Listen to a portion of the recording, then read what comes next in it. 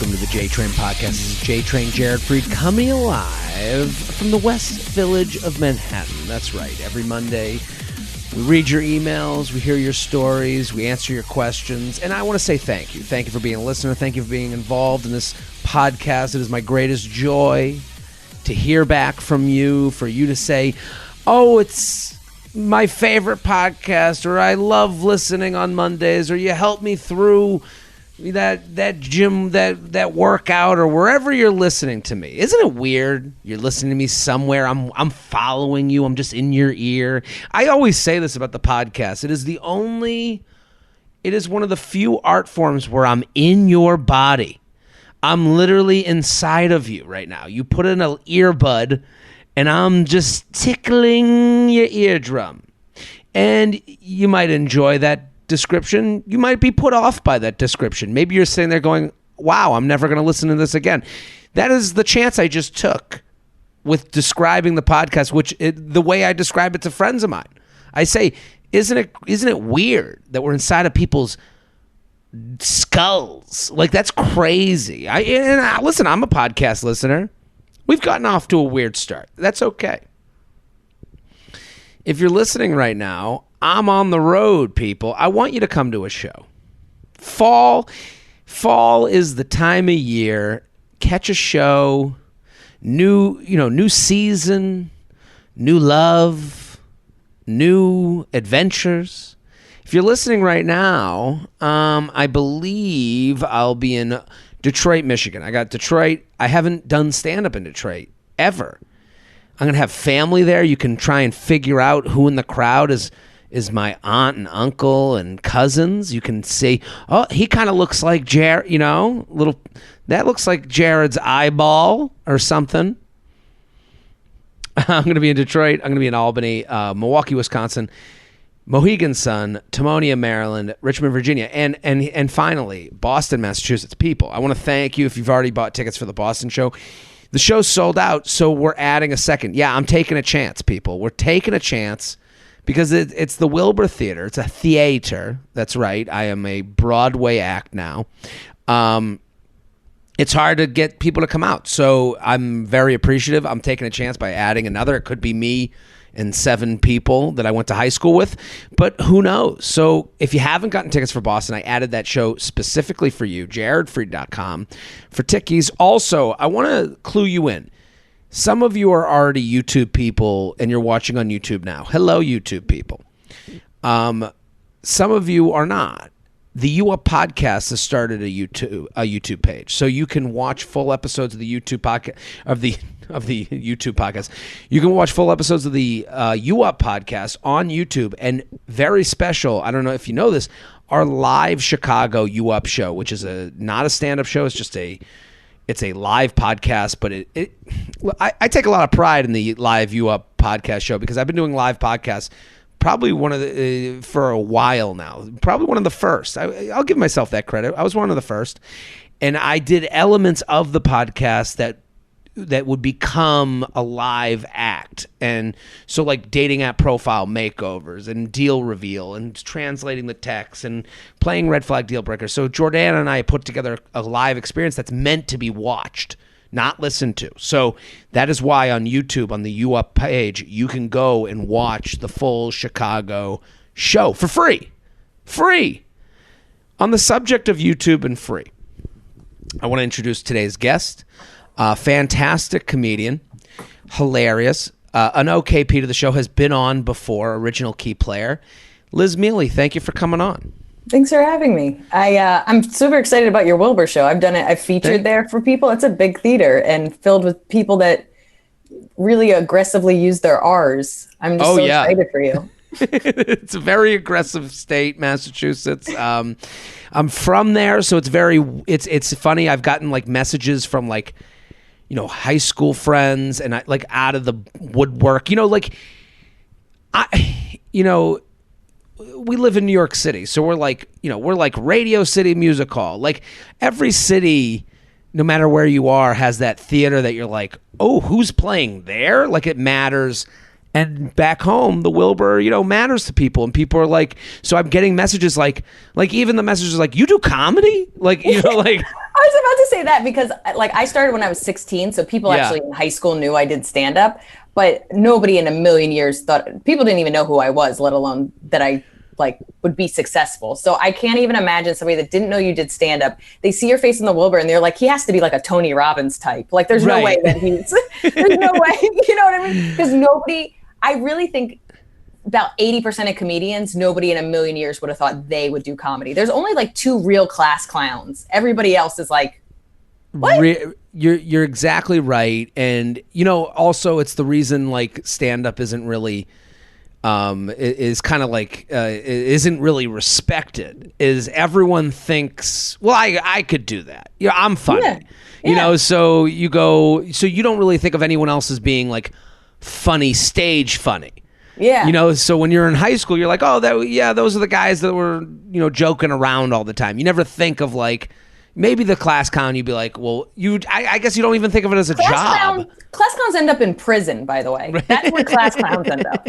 Class clowns, but the recruit, like the weirdo, or like, it's usually people that are pretty good at something. Like I think about like a Matthew Bouchard who's like incredibly good at math and like still does like SAT prep for people and doesn't have to. Financially does not have to. He enjoys it.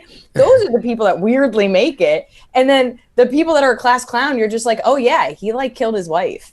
Right. They had a joke, and that person couldn't hold a job, couldn't get up in the morning to do like actual work. But the amount of work that both having a podcast and touring and writing and all the stuff that you've done, the amount of, you have to have like 7 jobs to do this successfully. Right. And you have, and the other thing you have to do, and this was told to me pretty early on, that like good comics are good listeners. They listen to the crowd. They listen to people, the way they say things. They're big noticers. Like my mom growing up used to always be like, "You're so sensitive. You're so sensitive. You're so sensitive." And I'd be like, "I'm not sensitive because I don't care. I'm just telling you what this person is doing, and they're an asshole." Like both things are true. So go ahead, please. I was gonna say, but that sensitivity, I used to believe, I'm extremely sensitive, was always seen as a fault and something that I was embarrassed about. And then between therapy and also people starting to connect with my brand of humor, you go, oh yeah, I'm the one not only noticing it, I'm having a unique perspective about it, and I'm having the bravery to talk about it in a way where I'm not hiding my sensitivity. So I think that's the other thing, is that there's people that are not sensitive, then there's people that are sensitive and it's scared, and then we're that breed of sensitive and not scared. And on the subject of connecting with your material, you put out a stand-up special, and I'm looking at it right now, okay? You put out a special, the worst bad day. No, what's the first special you put out? The first real special I put out was Self-Help Me, but I re-released an album called Emotionally Exhausting that's from like almost 10 years ago before that. So people think I have 3 specials, but it's really just the video of an album. Well, there's one that matters, more than all of them, and it's the one that has 1 million views on YouTube. Yeah, I'm proud of it. I mean, that's amazing. And when that started happening, I'm not putting down any other, but like when that happens, when do you start noticing something getting, when you get to 300,000, are you like, what the fuck is going on? Like you have that happen on TikTok where you have something kind of blow up. You'll go, wait, it's moving. The number keeps going up. And this is a segue to tell everyone who's listening, go watch Liz's special. It's out right now. It's on her YouTube page. We're going to have the link in the bio of this episode. It's a fantastic special. It's called The Ghost of Academic Future. It is the follow-up to the last special, which you released in 2020. So tell me about when you started noticing like pop off, so to speak. So Self-Help Me, it was kind of crazy.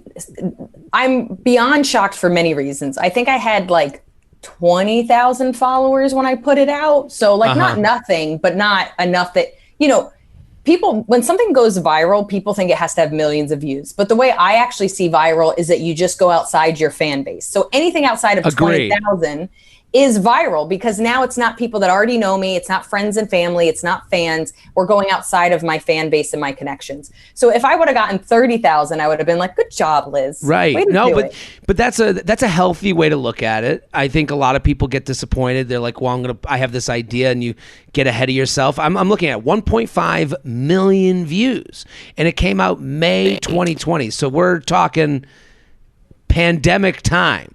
We're not just talking pandemic time. It was during the riots in New York where people were like breaking it. And so I felt like I couldn't promote it. I'm like the whitest of white ladies and Black Lives Matters is happening, but also it's a bunch of riots. So like, you know, everybody's putting up their black square on Instagram. Nobody's talking about themselves. And I had to be like, Black Lives Matter, fully believe that.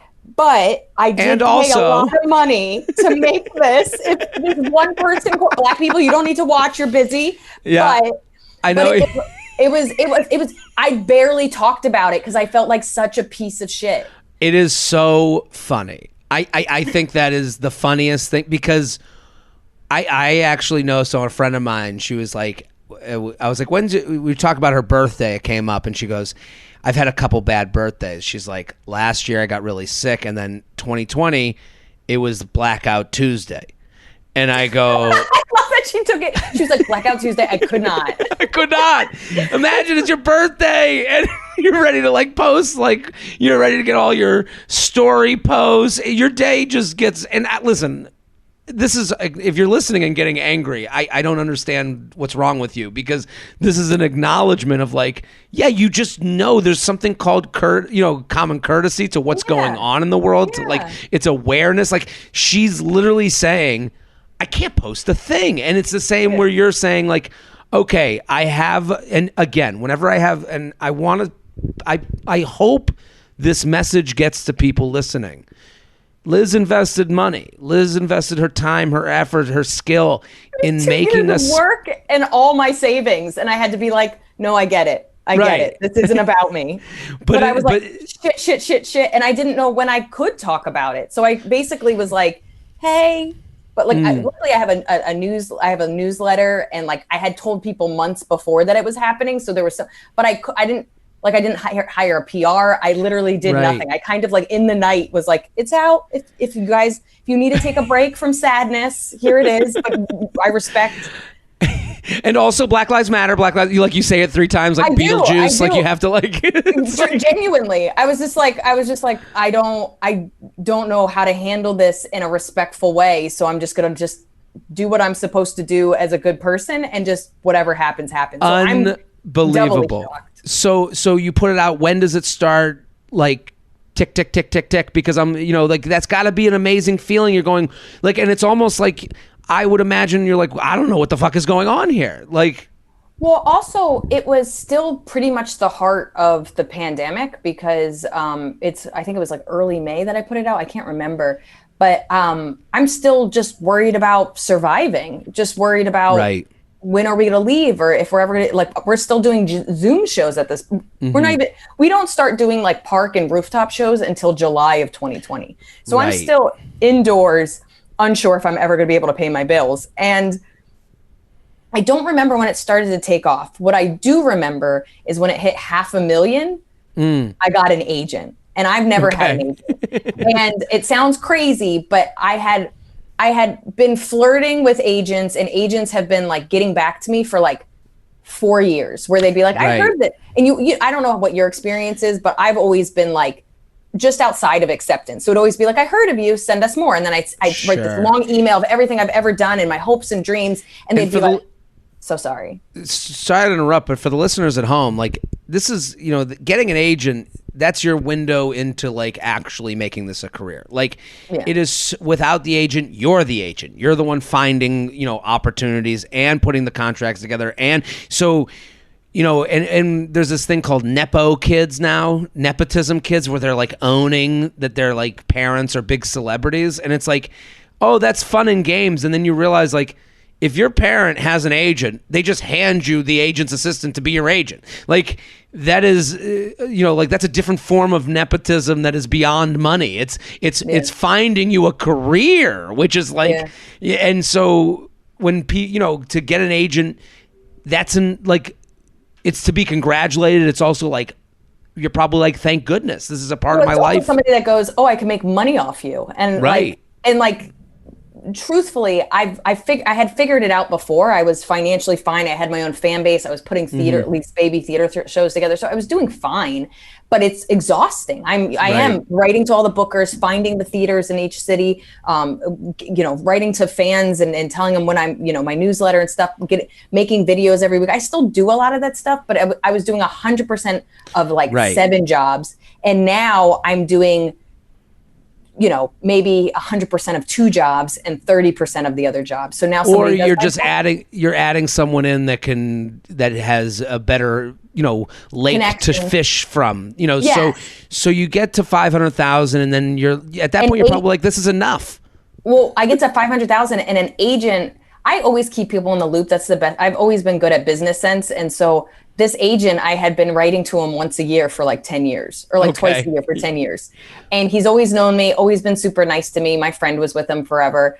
And I had emailed him just to be like, I have a special if you want to check it out. And that was, let's say, a couple months earlier. He's the one that checked in to see how well it was doing and was like, you're at 500,000 views. I would like to talk to you about representing you.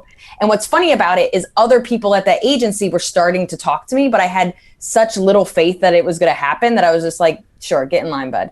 Right. And then, of course, 3 people that didn't know, I didn't realize they didn't communicate. So they all were like, oh, everyone in the office brought you up in a meeting. And I was like, there we go. And I was like, that's exciting. So it was nice. The fans and all that stuff was nice to be validated, but I've not always had it, but I've been my fan base has always been there for me. The industry side hasn't. So it's the first real moment where the industry side saw what I was doing. And because I spent so much money and because I worked so hard on that special, that was the real oh shit. The investment paid off. I invested in myself, and now I'm really reaping the benefits. And now we are on to the second YouTube special, and it's called The Ghost of Academic Future. You taped it at New York Comedy Club. We want everyone to go to Liz Mealy's Instagram at Liz Mealy, but more important, her YouTube. You can subscribe to her at Liz Mealy on YouTube or youtube.com/Liz Mealy. It's already cooking. It's already getting tons of views. It's hilarious. Everyone go watch it. Why'd you call it The Ghost of Academic Future? It's a line. So first of all, I have a couple of ghost jokes in it. So my first 5 minutes is about not believing in ghosts. Mm-hmm. And then I have a kind of a callback to, because I bring up, what do you call it? Sorry, my cat's trying to break into this office that I'm in. It's really funny. He's not allowed in because he would just be jumping off my head. But so I do a callback to the Christmas Carol, which is what I bring up in the first joke. And then serendipitously, I brought up something else, and I actually have an interaction with some fans in the audience about ghosts. So it was the whole thing. I talk about ghosts a lot, but really the Ghost of Academic Future, it's a joke about hating math and being bad at it and how it just doesn't matter. They force it on you. I was grounded so many times for not knowing my times tables and being bad at it. And it doesn't affect me, and just how mad. And it's a really dark joke, but I'm like, why are they school shooters? I should be a school shooter. I grew up and found out that math doesn't matter. Right. And I lost nights and weekends and sleepovers because of it. Why am I not hurting people? You're going to die earlier because of the stress that math has put in your life. Yeah. And it does not matter. If you know how to add anything, I would say anything after the 3rd grade, you don't use. Well, I want everyone to go follow Liz at Liz Mealy on Instagram.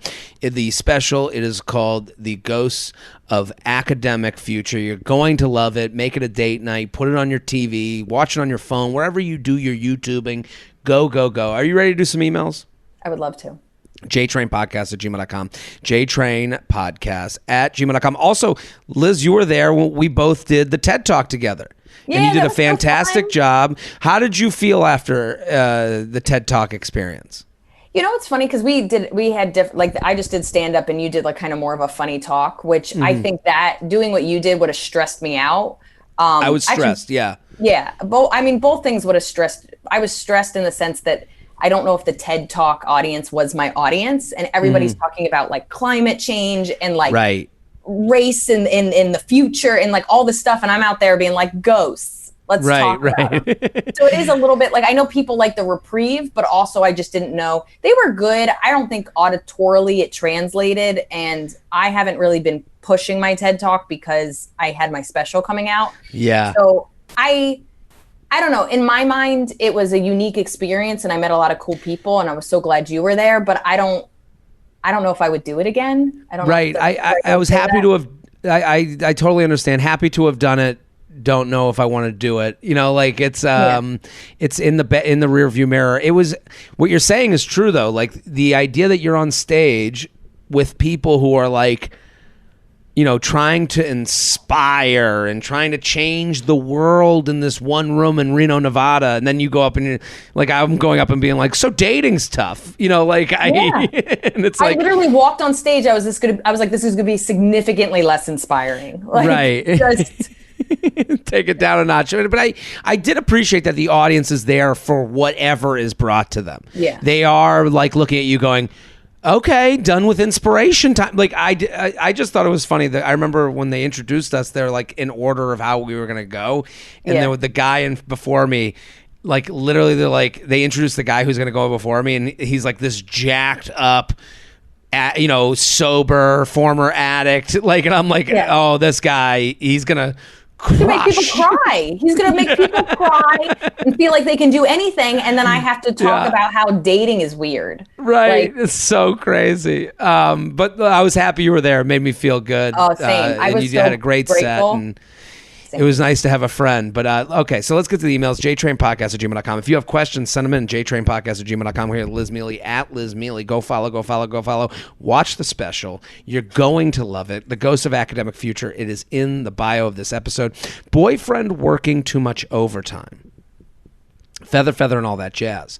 How do you ask your partner to work less overtime? My boyfriend and I moved in together 3 months ago, after just over 2 years together. So they moved in 3 months ago. They've been together 2 years. We are both essential workers, so we have both been going into work for the whole pandemic. I am a 911 dispatcher, so my shifts are sporadic, 8 to 12 hours, with a mixture of days, nights, and weekends. My boyfriend usually works a regular 8 to 4 Monday to Friday. He has never complained about my unpredictable schedule and is very understanding. My issue is that since we moved in together, he has been given the option of working overtime and has gone into work 4 a.m. to 4 p.m. 5 days a week. Is it wrong for me to ask him to cut back to even just a couple of days a week? Part of the comfort of living together is having more quiet, alone time together, and I'm feeling robbed of it. I know it's not forever, but this is the longest stretch he has been offered. I just wanted to be able to climb into bed with him after a long night shift, even if it's just for an hour before he goes to work. Would love your opinion on if I should just suck it up and wait it out, or how to bring it up without sounding like a hypocrite. Thanks, overworked and undercuddled. What do you think? My first thought is finding out why he's doing it. Like, right. On her side, she's going, I miss my boyfriend.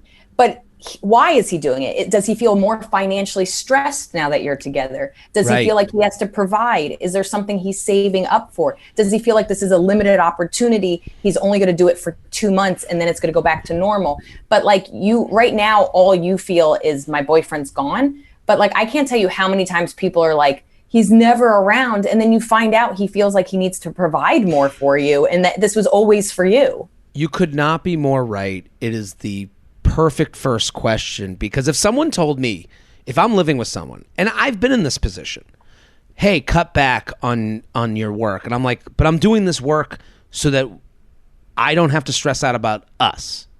Do you know what I mean? I would be a little bit annoyed at that. I'd be like, hold on, my thought is I'm doing all this so that I don't have to do it 10 years from now, 11, you know. And if someone asked me, well, why are you doing the extra overtime? And then I gave a reason, well, I want to get ahead in this part of the job, or I want to be able to provide, and I want to make sure, you know, you hear those reasons and it's either sweet or it could be bad. It could be, I want to get the fuck away from you. You know, so that could be it too. I just feel like she doesn't have enough information, because if she goes, hey, I miss you, then he feels guilty, but he doesn't get actually to say why he decided to do this in the first place, which is like, if he is like, hey, I'm thinking we need to own a house and this is an opportunity. And if I do this for a year, we can own a house, or who knows, or whatever, or he might have some financial thing pressing him that he hasn't told you. But I just feel like the first thing isn't to ask for him to do something. The first thing is to ask why he's doing it. Yeah, because then I would end up resenting the person. Yeah. Like, I'd be like, I'm doing all this work with us in mind, or with this thing in mind. You're not worried about my stresses. Like, all you're worried about is not getting cuddled. Like, this is life, kiddo. You know, like, I would, and that's not a fair response, but that's the way I would respond if someone was like, cut back. And like, and we go out at night. We do stand up at night. Like, our schedule sucks. We travel all the time. We're on the road.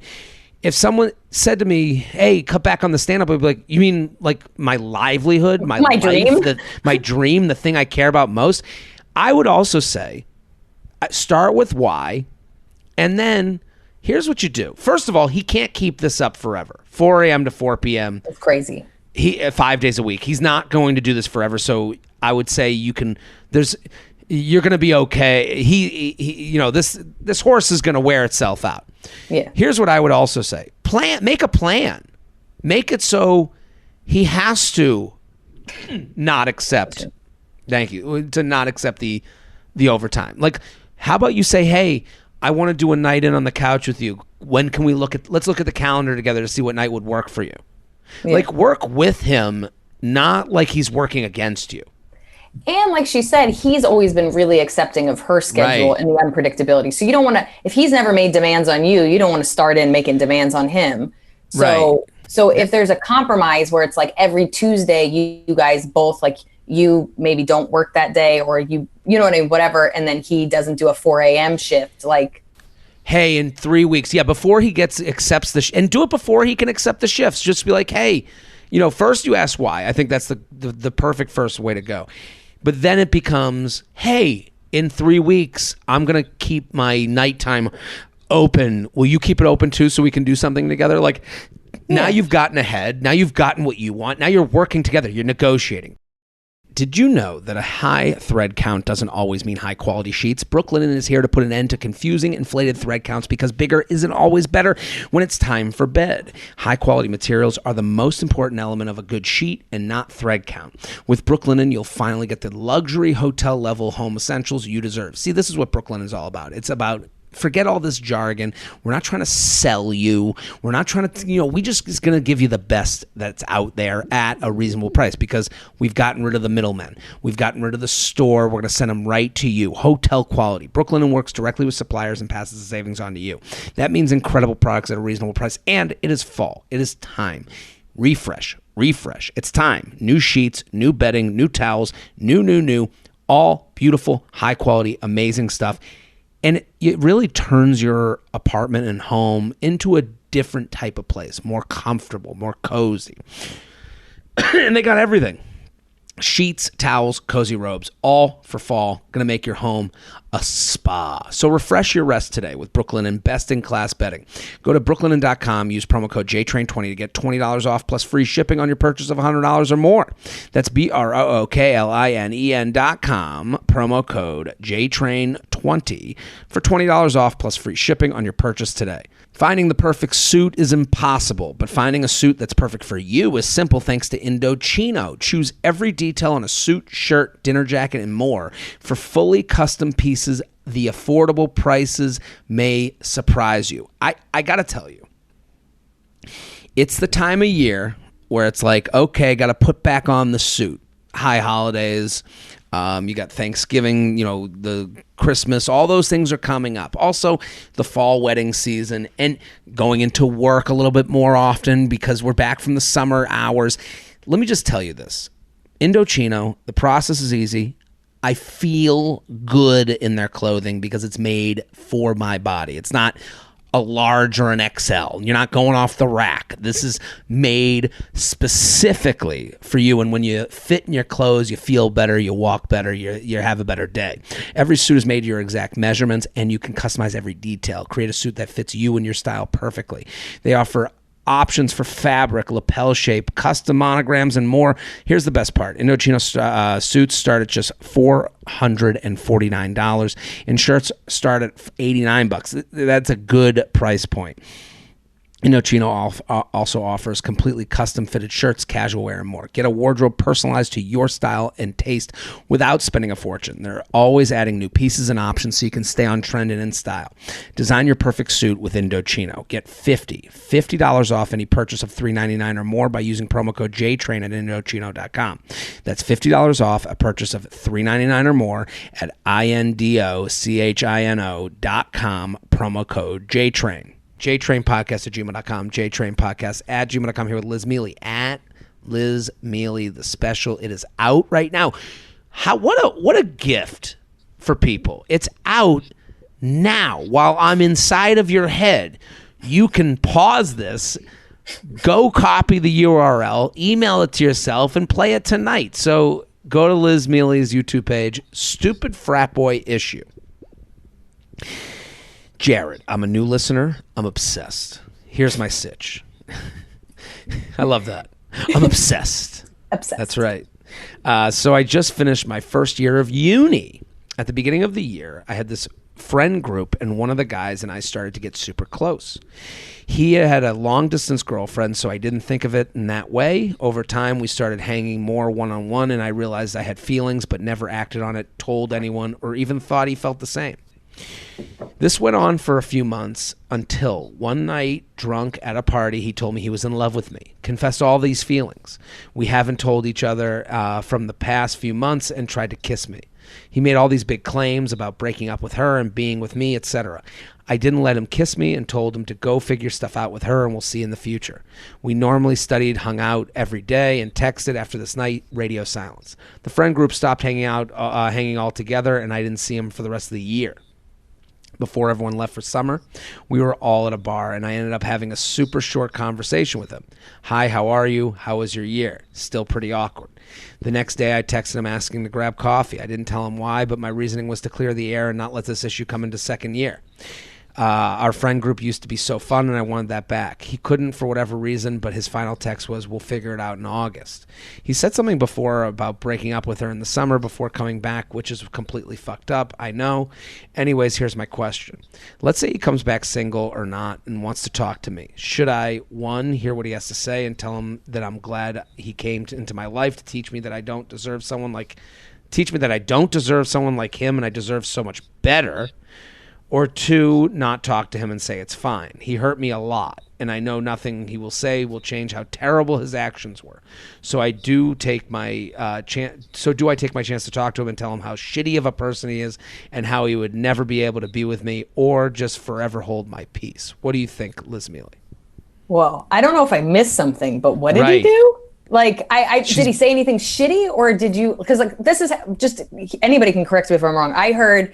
We got really close. Right. He confessed that he loves me. Right. I said, you have a girlfriend. Right. That you need to figure that shit out. Right. And then we'll talk about it. And then you guys fell away from each other because I'm assuming he had not broke up with his girlfriend or figured anything out. Right. And so he left you, and so he left her alone, which, okay, like, to me it's understandable that their friendship would go away after that. But yeah.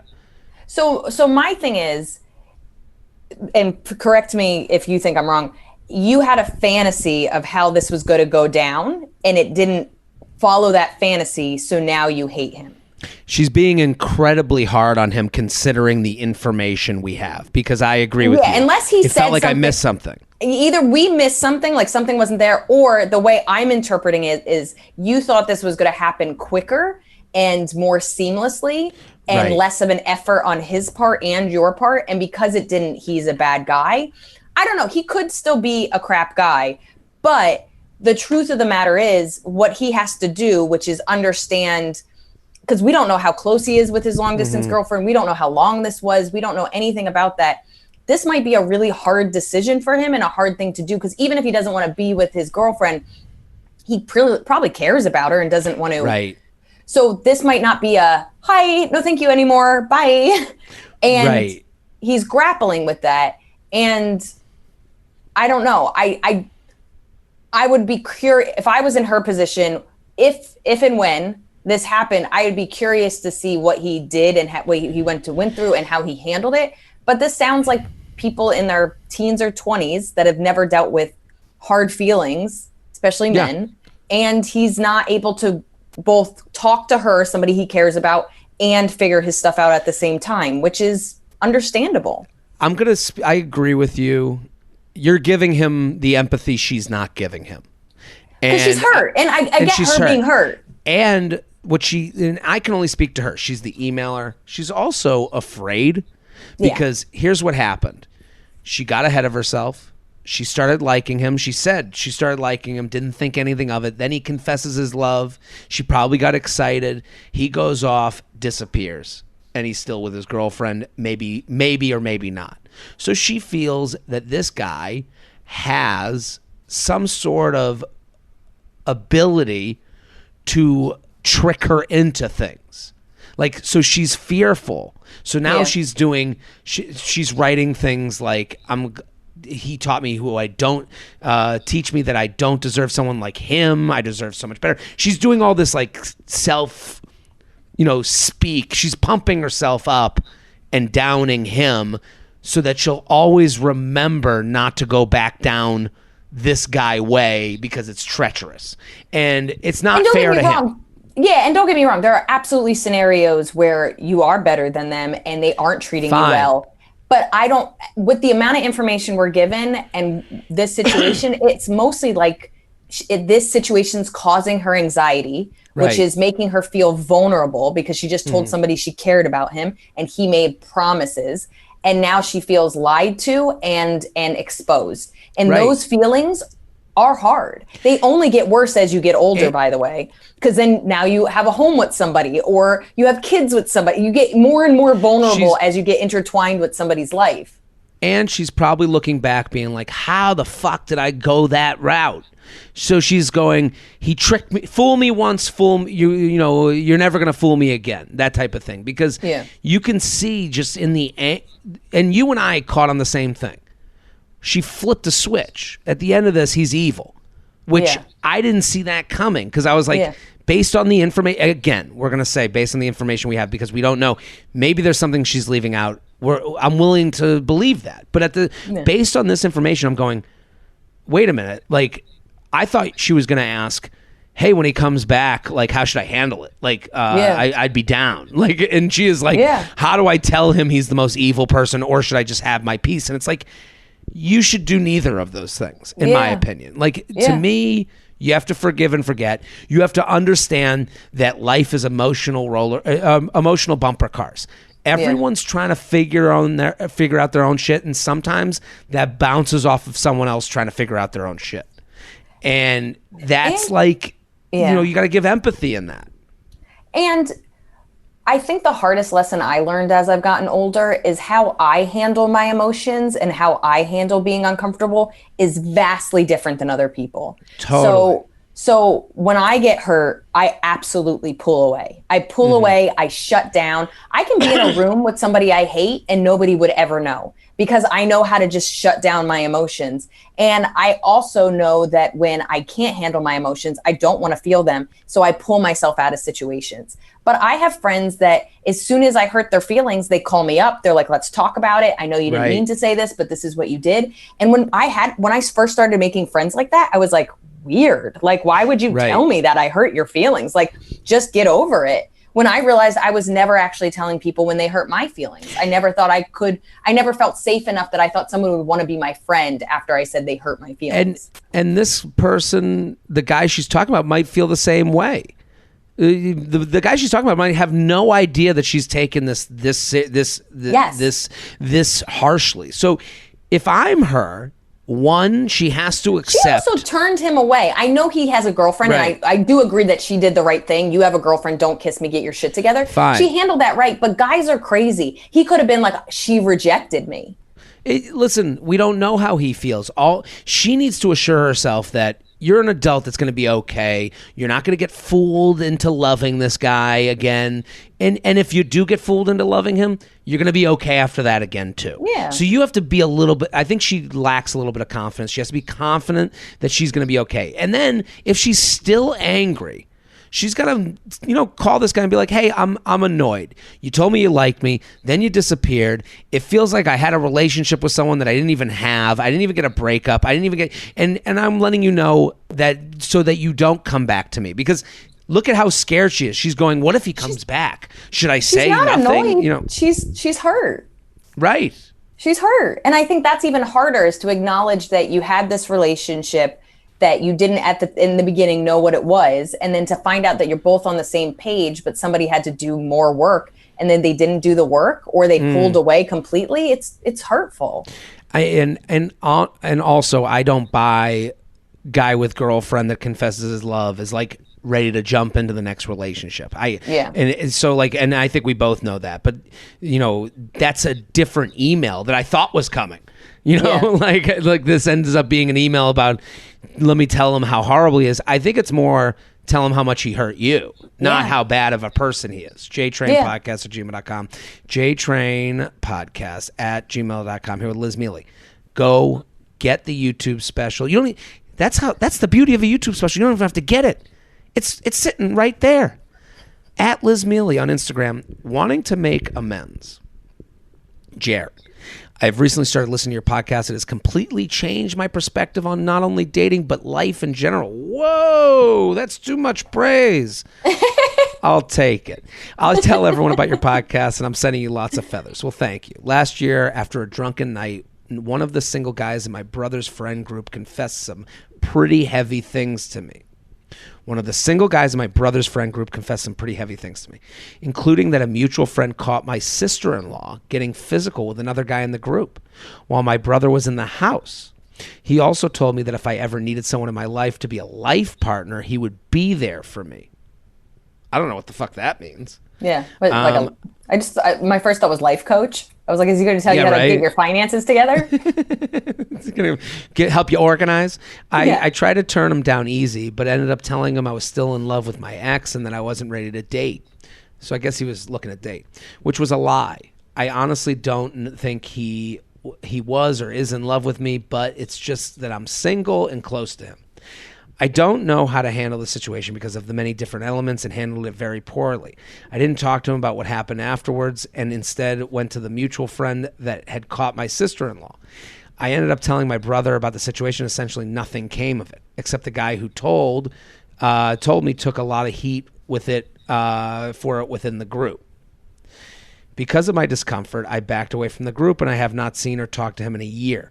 Recently, I've been wanting to reach out to apologize for how I handled things and to restore a little bit of friendship. My question is this a good idea, or would this be a self-serving act and end up opening up healing wounds? Thanks, wanting to make amends. What do you think? Is this a woman? It seems as though it's coming from a woman. It's so interesting to me because the pattern I'm seeing over and over again, and this is I'm very similar to this and trying not to be, is like, I fucked up. How do I fix this? Did you? Mm-hmm. Did you fuck up? You heard information that that you think your brother should know, and you told your brother, because I'm going to handle this in two parts. And the guy that told you is getting flack for it. That's crazy. And also you feel like you've pulled away from the group because you did something wrong, when really you just was like, I care about my brother. He should probably know about this thing. Right. And on that one, hold on, before you move on to the second one, on that one, that kind of feels like the friend fucked up, because it seems as though, based on how it all went down, the brother kind of knew this had happened or had dealt with it in his own way, and the friend wasn't comfortable with how it was handled, and then went to you to change how it got handled. Yeah. And to me, that's the friend really doing overstepping boundaries. Okay, go ahead. Because in general, why does a sister need to be involved at all? Like, if you need that information, you go to the brother, you go to the friend and say, hey, I saw your wife with somebody else in the group. Why are you bringing in siblings? Like, that's crazy. Let me put out this fire with some more fire is basically what they're doing. They're like, the house is on fire. I got this kerosene I can add to it. And you're like, get out of here. The other thing is, it's a manipulative tactic, which is, I'm going to show you I'm trustworthy because I'm going to tell on somebody. Like, I'm going to show you it's like a bonding thing. Because this is happening at the same time he's saying he likes her.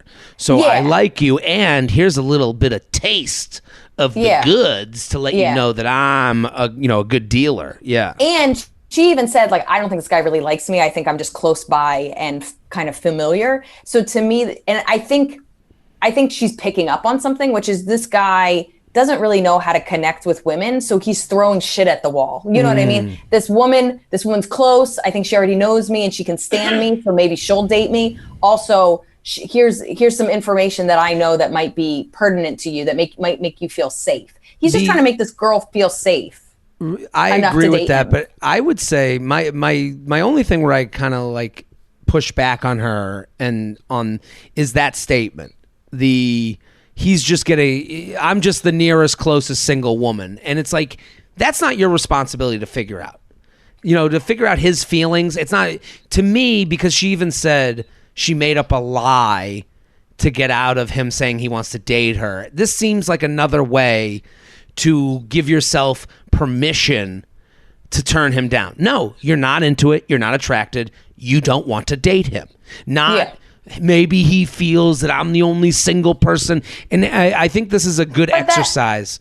I agree with you, but I also have been in that position where you're like, dude, you don't like me. You don't. Like, you feel it as a woman. You know the difference between somebody excited about you and somebody that's like, I could date this person. Like, I think I could score with this girl. Even so, though, I think a lot of people do that because they're like, I'm turning down a good guy. Yeah. He's a box checker, and I need, in a world where it's hard to find love, who am I to turn down love? And it's like, well, you just aren't into them, and it's okay. I understand what you're saying, but I think this type of talk, like, it's unnecessary. And also her email is asking, to like how to get in touch with him next. Well, let's start by not blaming ourselves or, let's start by saying I'm not attracted to him if you want to reach out to him. Because if you go in lying again, he's going to maybe, big dog going to eat.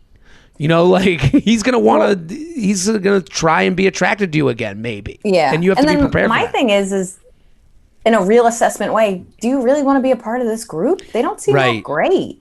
Like, it seems like they aren't very honest with each other. It seems like they don't really have each other's back. And it seems like since you're not with them, they're not really that great of a friend group, are they? Like, I had a friendship breakup. This guy who was a really close friend of mine just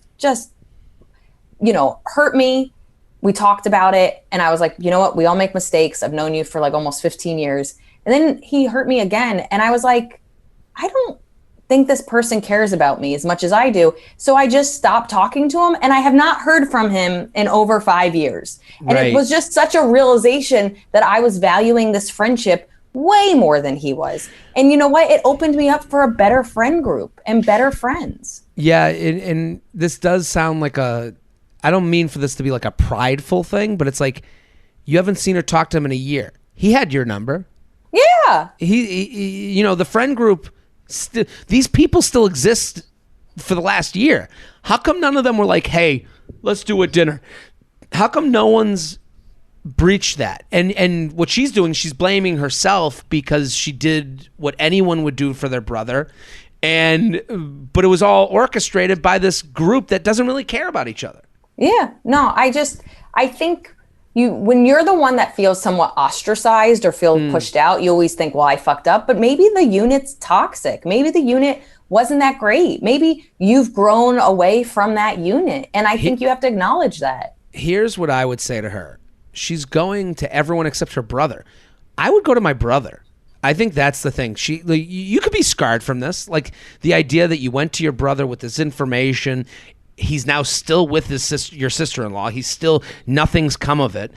I'd go talk with him and just be like, hey, it's been on my mind. I feel like I'm the reason this whole friend group doesn't exist. Listen, I've forgiven and forgave. I haven't forgotten, but I've given forgiveness to your wife. I'm sure, what happens in a marriage. Like, I would go to your brother with hat in hand, not this guy who's 30 million women experience weakened or thinning hair. Thousands of women have taken control of their hair with Nutrafol. Improve hair growth and less shedding through all stages of life. Begin to experience thicker, stronger, faster growing hair in 3 to 6 months. People, my mom has totally bought into Nutrafol. I send it to her every time because, they send us stuff and I wasn't able to use it. She loves it. She's noticed a difference. And Nutrafol offers 2 targeted formulas for women that are clinically shown to improve hair growth and thickness with less shedding. It works by targeting the 5 root causes of thinning: stress, hormones, environment, nutrition, and your metabolism. Never miss a dose by subscribing with automatic monthly deliveries. You may also notice less stress, better skin, nails, and libido. Grow thicker, healthier hair and support the show by going to Nutrafol.com. Use promo code JTrain. New customers get $15 off your first month's subscription. This is their best offer available anywhere and only available to U.S. customers for a limited time. Plus, get free shipping on every order. So take $15 off at Nutrafol.com, spelled Nutrafol.com, promo code JTrain. Stand up for your strands and get Nutrafol. JTrain Podcast at gmail.com, JTrain Podcast at gmail.com. Here with Liz Mealy. At Liz Mealy on Instagram. Go follow. The special, it is on YouTube right now. But I have to push people because an investment was made. You're going to love it. It's so funny. I gotta ask the listeners, DM me with what your thoughts are, because people come on with their YouTube specials and I'm always like pushing, and I wonder what people listening think when I say that. Yeah. Because what's kind of funny? Like, somebody brings you on. I actually tell people, like, they're like, "Do you want me to push the special?" And I'd be like, "Yeah, can you tell them it has 1 million views? Like, I didn't just like shit something out and nobody watched it." Because to say you have a YouTube special, anybody could do it. And literally a listener could go make yourself a YouTube special. Right. That's not a credit, but a well-received, watched, and appreciated one is an accomplishment. So that's the other thing, is that like, that's what I appreciated. Was like, I have 2 full hours. One has almost 3 million views and that one has almost 2 million. So you're just kind of like, people are watching. It's not like and you don't really know your numbers on like Netflix and HBO. So like, 1 million matters. And it is interesting. Comedians aren't even looking for money. I mean, we're looking to like live and make money, but credibility is like such a thing that we're always trying to like earn out, or we want to be tapped on the shoulder. And and it's funny because like I did the Tonight Show, all of a sudden I'm a comedian to certain people. Yes like, and you go, I understand it. So with YouTube, and I understand what you're saying, because we hold ourselves to we're hard on ourselves. So I would like to hear back from the listeners if you guys have feedback on how I'm presenting these specials. I hope you guys go watch them, because Liz is fantastic and hilarious, and you're getting the gift of laughter. Libido Mismatch with my long-term partner. Jared, big fan of the pod. Getting right into it. My boyfriend and I have very different libidos right now. Mine is pretty high and his is on the lower side. He and I have been dating for about 1.5 years, although sometimes it feels like longer because we met as roommates, meaning we've been living together the whole time. That's interesting. That's how my sister met her husband. So they were friends, they were roommates, they were lovers, they were dating, and now they're married. So wow, that makes the apartment bigger. Yeah, they did. They made her room an office, and then they shared a room. He's 27 and I'm 26. I love him to death. I feel like we bring each other so much joy and support, and all in all, it's one of the healthiest and most fun relationships I've ever been in. In the beginning, it's so healthy you're writing into here, but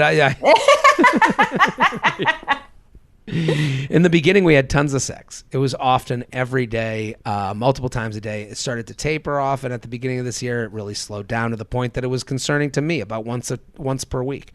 I kept bringing it up with him, and it was kind of a sore spot for both of us for a few months. I was feeling hurt, unattractive, and disconnected from him intimately, and was feeling like there was too much pressure around the subject that it was hard to enjoy sex.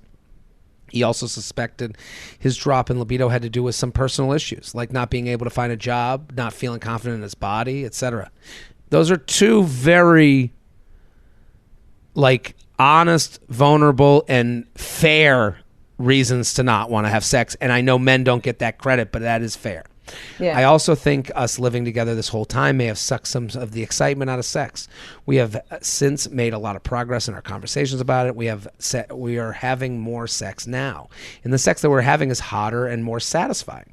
However, we only have sex 2 to 3 times a week, and I'm really a sex every day or every other day kind of girl.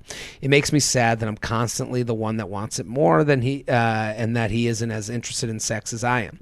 He said he could see his libido getting to the point again where he would want sex almost daily, but he's just not there yet. He still makes it very known that he thinks I'm super hot, I turn him on, etc., but I still find myself desiring more sexual intimacy and feeling sad, let down if we aren't having sex as much as I would like.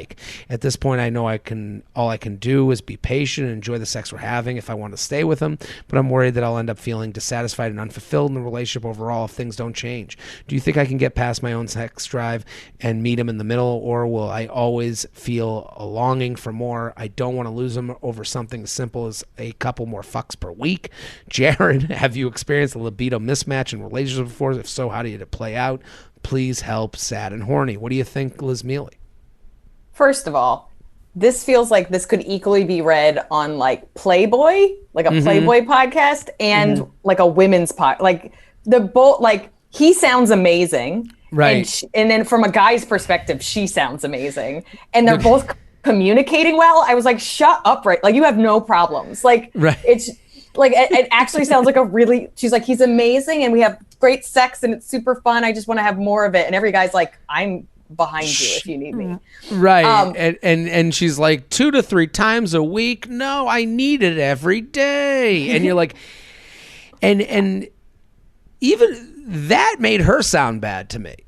Like when, like to put a number, a daily, like you're sitting there with a clipboard and you're like, I checked it off for the day, on to bills. Like it makes it hard on the other person, I think. And not to say it's not hard on her, because I do understand being turned down feels bad, but right, don't you think?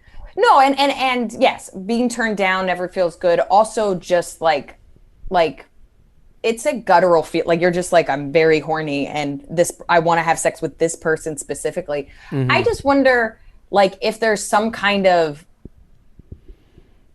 like when you do want something and they don't, like if there's some kind of compromise, like toys or like, can I send you a video or like something kind of spicy, silly. I mean, he doesn't even have to watch the video. He can just write back like, so fun, babe. Like, I don't know, just something where you can kind of get off, but somehow feel connected to him. I don't even know if it's like, hey, I'm going to go masturbate in the shower. Just wanted you to know. Yeah, I don't think masturbation and sex are the same thing, but I do. That was something I was going to say as well. Like maybe it's that they've lived together and it's tough to find time alone, and maybe some masturbation time would help her out to like kind of fill in the gaps, so to speak. Yeah. I also think, I think there's different versions of sex. Like she's talking about 2 to 3 times a week. I think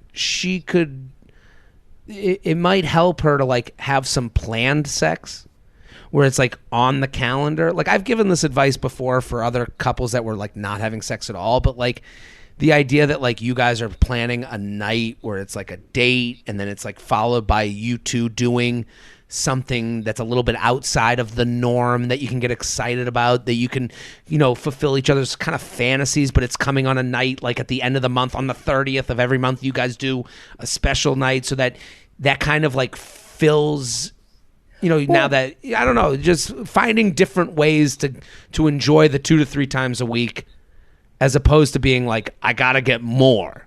Well, I was going to say, so your roommates that became partners, go rent a hotel in the same neighborhood. Like go do something, get an Airbnb and go have sex in someone's sex swing or something. Like I'm not trying to make this like kinky, but like maybe the biggest thing is that you guys, when you do have it, it's great, but maybe you need to be in a different space. And I'm not saying go on vacation. I don't think vacations solve any problems, but you could easily $50 each, go get a hotel, have like a fun night. You know what I mean? And go do something in a different space. Or like you said, have a different type of date night where it starts out differently or ends differently. But I think some of it might be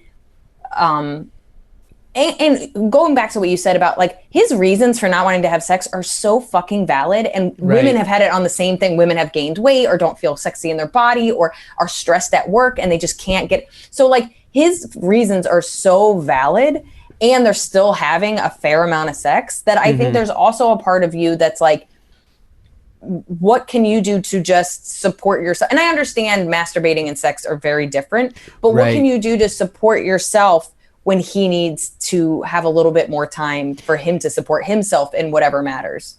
Yeah, and she asked if this has happened to me. Of course it has. There are ebbs and flows to sex in your relationship. I've been in places where it's like it's been a month, and then you come back, and then all of a sudden it changes. And you know what never brought me back was feeling pressured. Yeah. You know, like I think that pressure creates resent. You're going to be, and also you got to kind of train yourself to not take this personally. When you live with someone, it's not, if every time I was like, hey, I'm tired, turned into me having to apologize and tell them how hot I think they are, I would get exhausted by that. I'd be like, oh, fuck this. I listen, you need to have your own confidence. I can't be, the confidence you get injected with every day. Like I got my own issues here, Yeah.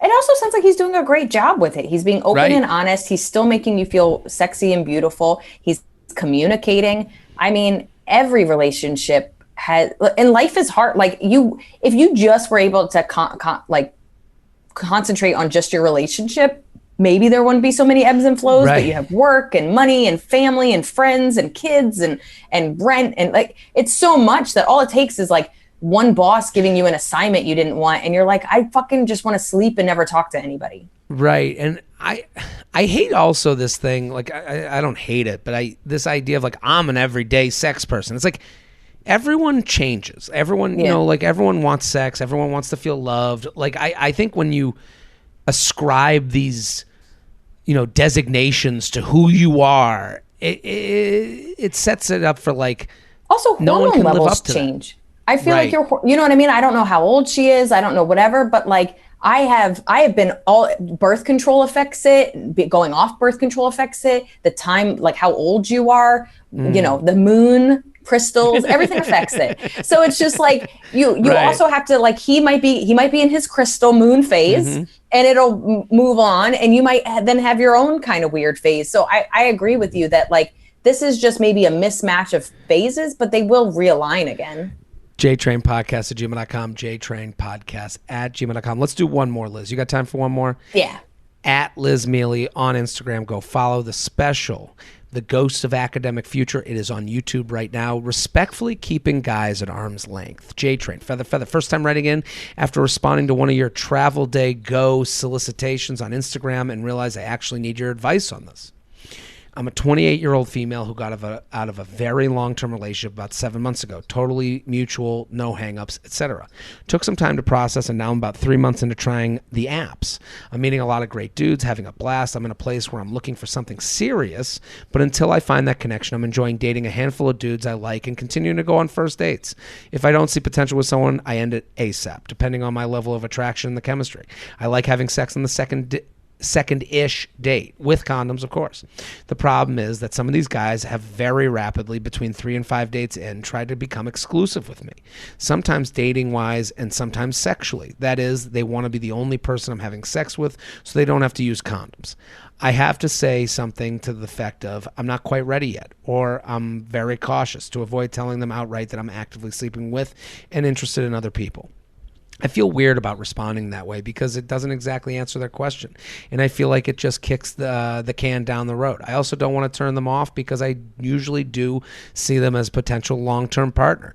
How do I rebuff their request to be exclusive nicely without saying, I don't know if I like you and your penis enough to discontinue my other options? Yours truly, trying to be a decent fuckboy. What do you think? It's so interesting because I thought this was going to go in a different direction, but like I'm not somebody that dates a lot in general, let alone dates multiple people. But even just when I'm just like one person, one date, when I know that I don't want to continue with somebody, I am so scared they're like going to murder me. I'm so scared that like the rejection is going to like, especially when they like me and I don't like them. And maybe it's because I'm exposed in my social media and people know where I am every day performing, but I genuinely get scared of turning people down because of how men respond to that. When it comes to guys that do want to be exclusive and or don't want to wear a condom, which is like, I don't care. I'm just like, that's not my problem. Go ahead. I'm sorry.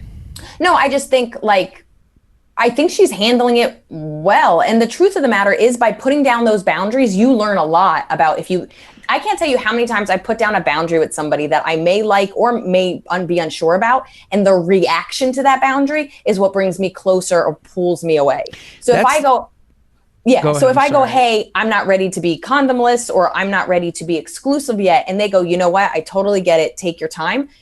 They've just moved up a notch. I just got a little wetter. Like, that's crazy. But if they go, I need an answer by Monday, I'm like, well, the answer's no. That's the win in this. She's looking at this, to me, the perspective is off. I think that's the proper perspective. Say whatever you feel, say what your boundaries are.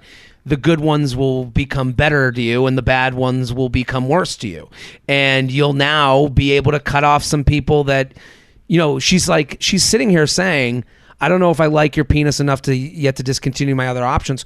Well, this is a way to get closer to that goal. And she says such a wealth of knowledge that she's presenting to herself in a way that most people don't get to, because I'm very slow to have sex. Right. And that boundary itself calls off a lot of people. But I also think once I have sex, there's other boundaries. And now I learn even more. She's learning so much off the bat that can be really helpful to her making a decision. Right. And the condom thing is so frivolous to me. Yeah. And the request to no condom is such a childish, immature request that honestly doesn't care anything about her. Yeah. It literally doesn't care about her at all. So when if you're saying, well, I'm seeing other guys, then you're taking care of yourself in the same way they're trying to take care of themselves. And you're going to find out very quickly how much of a match you are with this person. Because it is it's not like they're saying, hey, I want to protect myself and still use a condom, but I love you so much that I want to know if you're seeing other people. They're not saying that. They're saying this would be more pleasurable to me, and I don't have to worry about STDs if I could take off this condom and know securely that you're not fucking other people. And you're like, well, I can't give you that answer, so keep the condom on. So that's why it's like she's avoiding this whole thing. I don't know if I like you enough to. She shouldn't be avoiding it. I think she's got to lean into that. You got to say, no, I'm seeing other people right now, and I'm enjoying being single, and I'm trying to decide who's the best match for me, and this is how I'm doing it. And if that drives people away, consider yourself the luckiest person alive, because you just got a lot of your time back to go concentrate on people that will be the match, that don't sit there going, when can I stop wearing a condom? It's like, you big fucking baby. Who gives a fuck? You're having sex with a beautiful woman. JTrainPodcast@gmail.com. Liz Mealy, thank you so much for coming on. Yeah, it was awesome. Thank you so much, dude. Everyone go follow Liz at Liz Mealy on Instagram. The special, it's called The Ghost of Academic Future. Go to youtube.com/Liz Mealy and watch and enjoy and share it. We will be back next episode. I'm Jared Freid. We're here every Monday with your emails. Keep sending them in. These were so juicy and wonderful today. So JTrainPodcast@gmail.com. We'll be back next episode. Boom.